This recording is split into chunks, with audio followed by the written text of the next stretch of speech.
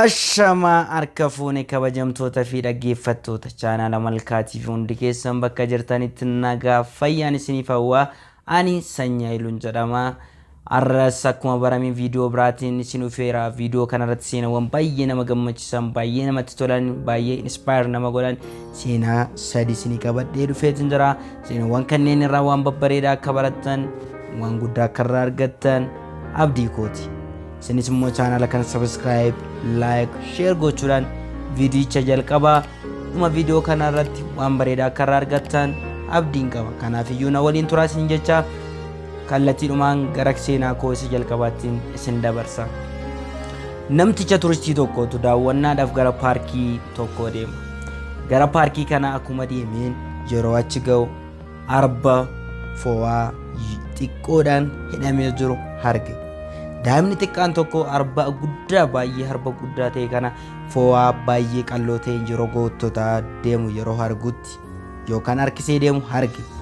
Sana booda turistiin kun namicha daawwachiisutti itti siqe. Akkas jedheen, akkamitti arbi hamma kana guddatu kun akkamitti daa'ima kanaaf fo'aa amma kana qallattuun harkifamuu danda'a jedhee gaafate. Namtichis deebisee akkas jedheen, arbi kun yeroo ijoollummaa isaa yeroo humna hin qabne yeroo xiqqaa isaatti hidhamee yeroo turetti fo'aa furdaa akkasumas immoo humna dhabuu isaatirraan kan ka'e yeroo baay'ee irra deddeebiidhaan fo'aa ittiin hidhamee ture. Yeroo ijoollummaa isaatti kutuudhaaf yeroo baay'ee irra deddeebi'ee yaade, yeroo baay'ee irra deddeebi'ee kutuudhaaf baay'ee dadhabe. Sana booda kutuu hin dandeenye yeroo sanitti humna gatii hin qabneef. Har'a garuu harbi kun osoo gizee takka butatee kutuu danda'a ture. Garuu harbichi yeroo ijoollummaa isaa sanitti waa tokko jedhee yaade, ani kana booda gonkumayyuu fo'aa kana kutuu hin danda'u jedhee of amansiise. Kanaafidha kan inni kutuu dadhabee fi jedhee deebiseef. Seenaan kun jireenya keenya irrattis ni hojjeta. Jechoota ijoollummaa keenya irraa kaanii nutti himamaatii turan, wanta xiqqaa taanii daa'imummaa keenya irraa dhagaa turre hedduun isaanii nurratti har'a jijjiiruu akka hin dandeenye nutti himu. Gaafa nuti waan adda ta'e tokko yaaluudhaaf jenne namoonni baay'een dhiisi, hin koofta, hin dandeessu nuun jechaati turan. Inni sun haalli hawaasummaa keenya ilaalcha keenya irratti waan guddaa gatii hojjenneef nus har'a irra deebiinaan akka hin dandeenye waa tokko hojjechuu akka hin dandeenye of amansiisna. Kanaaf iyyuu ilaalcha keenyatu akka wanta sana hojjechuu hin dandeenye nu godhe malee humni keenya waa hedduu hojjechuu danda'a. Kanaaf iyyuu ilaalcha keenya jijjiiruudhaan yookaan immoo wanta ijoollummaa keenya irraa ka'ee nutti dubbatamaatii ture, nurratti hojjechamaatii ture sana jijjiiruudhaan gara ilaalcha haaraatti dhoonnee waa haaraa waan guddaa hojjechuu akka dandeenyu gatii dandeenyu waan gara sanitti ce'uu qabnan isinin jedha.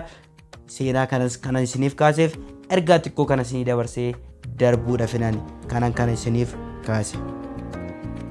Lammaffaa, intala tokkotu haadha ishee bira deemte. Sana booda haadha isheetiin akkas jettee gaafatte, harmee haalli amma keessa jiru yookaan yeroo nuti amma keessa jiru kun baay'ee ulfaataadha. Haalota kana wanta jijjiiruu danda'u natti fakkaachuu dide. Kanaaf iyyuu wanti hundumtiyyuu natti ulfaachatii jira. Jireenya illee akkasumatti na jibbisiisatii jira jettee haadha isheetti himte. Haati ishee kunis itti yaaddee xiqqoo turtee akkas goote. Dinnichaa fi buuphaa yookaan hanqaaquu fuuteet lamaan isaaniiyyuu bishaan daffaa keessa keesse. Sana booda qoodaan isheen keessa keesse tokko bishaan isheen keessa keesses hanga inni daffellee waluma fakkaataadha. Kanaaf iyyuu lamaan isaaniiyyuu iddoo tokko keessa geesse. Sana booddee daqiiqaa muraasa booda gaafa dhattee dinnichas deebite immoo hanqaaquus bishaan daffaa sana keessaa baastu dinnichi hin laafe. Hanqaaquun immoo hin jabaate. Sana booda intalittii hin waamte. Intalittii erga ofitti waamtee booda dinnichas hanqaaquus iddoon ani itti affeele tokko miti jetteen. Intalli ishees deebistee eeyyeen jetteen. Garuuti immoo dinnichi gaafa bishaan kana keessaa ba'u hin laafe. Hanqaaquun immoo gaafa bishaanicha keessaa ba'u hin jabaate.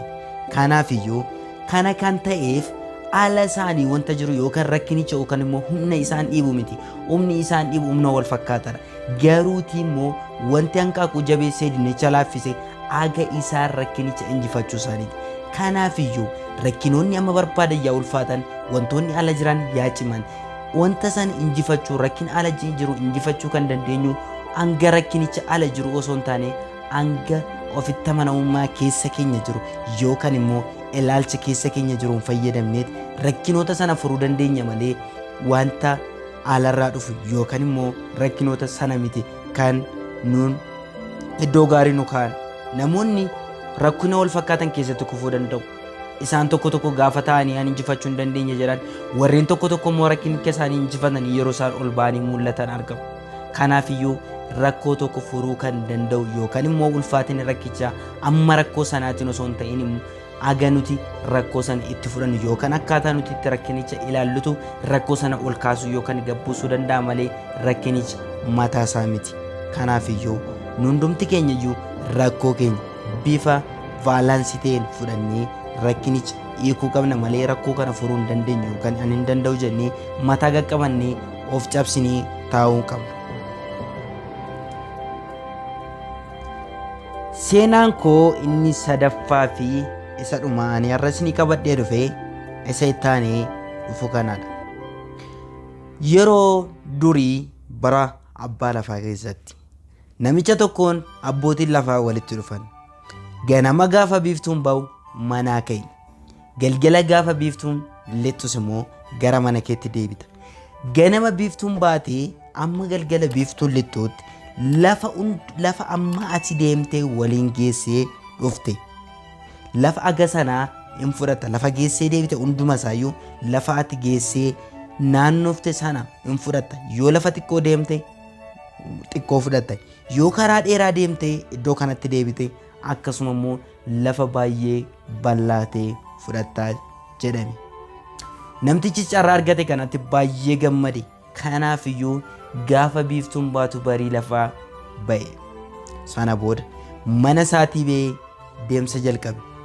Namtichi kun lafa baay'ee fudhachuurraan kan ka'e fedhiin sooromuu isaa keessa isaatti baay'ee ol ka'ee gati jiruuf hin fiige. Hin fiigaa ammas hin fiigaa. Fedhiin inni lafoota hedduu fudhachuudhaa qabu akka inni lafa hedduu fiigu isa taasisa. Sana booda barii lafaa ka'ee fiigee lafoota hedduu naanna'ee galgala deebi'ee gaafa biiftuun lixxu gara mana isaatti dhiyaachaa dhufe. Humni isaa baay'ee gadi bu'eera. Afuurri isaa baay'ee ol dheera. Garuu yaa ta'u maleetii lafa kana fudhachuuf jecha lafa hedduu fudhachuudhaaf gatii kaayyeeffateef karaa dheeraa fiigaa oolee galgala gaafa lafti lixuu jedhu baay'ee dadhabe. Sana booda mana isaatti dhiyaatee gaafa inni amma barbaadu fiigee dhaqee qe'ee isaa ga'u kufee lafa dha'e. Lafatti jalqabe ga'eera. Garuu immoo waan nama dhibu hin kufe. Afuurri isaa holidhe. Onneen isaa hin dho'e. Namichi sunis hawwii baay'ee of jaalachuu fi ofittummaa isaatirraa kan ka'e wanta barbaadu aga barbaadu hin arganne. Sababni isaa wanta jiru hundumayyuu sassaabee kan dhuunfaa isaa gochuuf jechuutti kan inni argate yoo jiraate lafa irratti kufe yookaan meetira tokko gara cinaatti sanaan ala meetira lama immoo gara fuulduraatti kan inni argate. Kana jechuun boolla itti awwaalamu qofa argate jechuudha. Namichi kun nu du'e. Namoonni baay'een of jaalachuu keenya irraan kan ka'e namoota baay'ee dhoowwannee ofii keenyaa dhuunfachuuf jecha cubbuuwwan hedduu keessa, yakkoota hedduu keessa, ammeenya hedduu keessa gala. Sababni isaa wanti nuti barbaannu humna keenyaa ol waan ta'eef yookaan immoo amma barbaannu yookaan amma nu barbaachisu ol baay'ee waan hawwinuuf. Hawwuun gaarii akkasumas immoo humni keenyas waan guddaa hojjechuu danda'a. Garuuti immoo wanta isa sirrii fi waan sirrii fudhachuu, waan sirrii kennuu, waan sirrii hojjechuudha malee namoota biroo dhabsiisanii ofiif qofa jaalachuun ofittummaa qofti booddee dhumni isaa akka of dhabnu yookaan immoo jireenya keenya dhabnu nu taasisa yookaan yakkoota hamaa keessa nu galchaan namoota biroo akkamiin ofii keenyas akkamiin nu godha. Kanaafiyyuu akka namicha kana akka hin taane of jaalachuu qofa osoo hin ta'in namoota biroo gargaaruu, ofiif qofa osoo hin taane namoota biroof illee yaaduu, gammachuu isa dhugaa keessa keenya ni argina. Kanaafiyyuu viidiyoo kanarraa waan xiqqoos ta'u irraa barattu jedhee yaada. Kanaafuu like godhaa, share, subscribe godhaa. Akka viidiyoowwan boodaan hojjedhu simbira ga'uuf immoo mallattoo bilbilaa tuqaa. Ani Sanyaa Iluun jedhama. Malkaa TV yeroo hundumayyuu viidiyoowwan garaagaraa isinii qabatee dhufa. Waan viidiyoo kana ilaaltaniif guddaa galatoomaa. Yeroo gaarii.